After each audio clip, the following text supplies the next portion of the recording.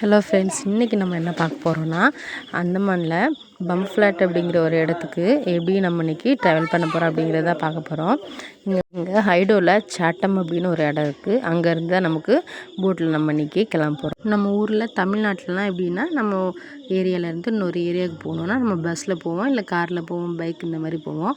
ஆனால் இங்கே இந்த ஏரியாவுக்கு போகணுன்னா நம்ம போட்டில் தான் போகணும். பைக், கார் எல்லாமே போட்டில் ஏற்றிடுவாங்க. அங்கே இருந்துட்டு அந்த ஏரியாவுக்கு போயிட்டு அங்கே நம்மளை இறக்கி விட்டுருவாங்க. அங்கேருந்து நம்ம வேறு எங்கேயாவது போகிறதுனா பைக்கோ இல்லை கார்லேயோ நம்ம எதில் போகிறோமோ அங்கேருந்து போய்க்கணும். இப்போ தான் போட் வந்தது. வந்த உடனே அங்கே போட்டில் உள்ளவங்க எல்லாருமே வெளியில் வர ஆரம்பிச்சிட்டாங்க. நாங்கள் வெயிட் பண்ணோம் வெளியில். அப்புறம் நாங்களும் உள்ளே போயிட்டோம். போட்டில் போய் இப்படி தான் நம்ம நிற்கணும். உள்ளே சேர்ஸ்லாம் இருக்கும் உட்கார்றதுக்கு. பட் நாங்கள் வெளியிலே நின்னோம். ஆப்போசிட்டில் பார்த்தா ஒரு போட் வந்துட்டு இருந்தது. கொஞ்சம் வெளியில் இருந்தோன்னா நமக்கு நேச்சர் பார்த்துட்டு அழகாக ரசிச்சுட்டு வர மாதிரி இருக்கும். ஸோ உள்ளே போகலாம். அதே மாதிரி மேலேயும் போட்டில் மேலே அப்பர்லேயும் நமக்கு சீட்ஸ் எல்லாம் இருக்கும் உட்காடுறதுக்கு. இல்லை நின்றுட்டு வர்றதுனாலும் வரலாம்.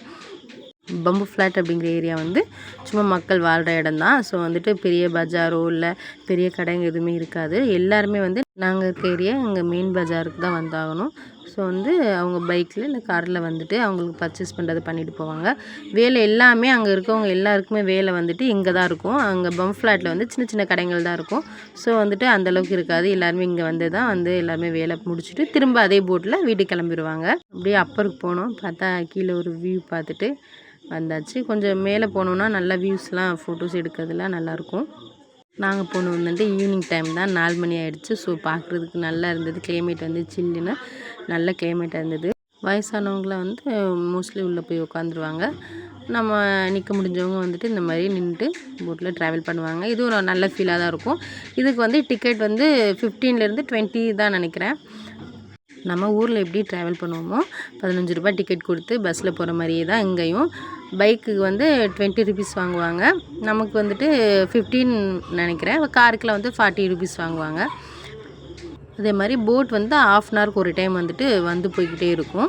நம்ம இந்த இடம் பேர் சாட்டம் சொல்லுவாங்க. இங்கே சாட்டமில் ஒரு போட் பம்ஃப்ளாட்டுக்கு கிளம்புதுன்னா பம்ஃப்ளாட்லேருந்து ஒரு போட் சாட்டமும் கிளம்ப ஆரம்பிச்சிடும். ஸோ நம்ம வெயிட் பண்ணி தான் நின்று போகணும் அப்படிங்கிறது கிடையாது.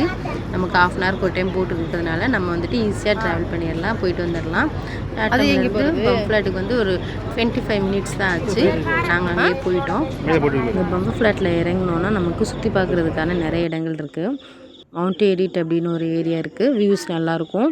அது மட்டும் இல்லாமல் நார்த் பே அப்படிங்கிற ஒரு ஏரியா இருக்குது. நல்லாயிருக்கும் பார்க்குறதுக்கு.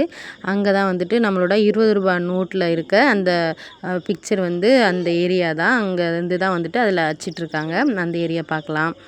அது மாதிரி அங்கேருந்து நிறைய பார்க்குற இடங்கள்லாம் இருக்குது. ஸோ கண்டிப்பாக அந்தமான் வரவங்க இதில் கண்டிப்பாக சுற்றி பார்த்துட்டு போங்க.